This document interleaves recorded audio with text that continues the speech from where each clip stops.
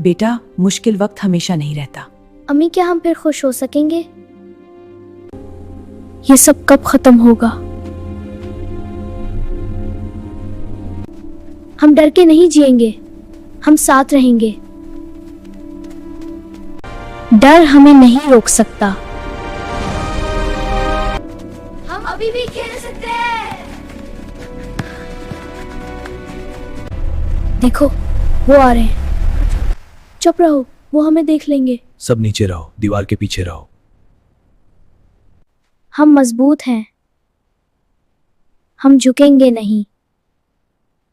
या अल्लाह, हम फिलिस्तीनियों को सब्र दे और हिम्मत ताकत दे। अंधेरा हमेशा नहीं रहता।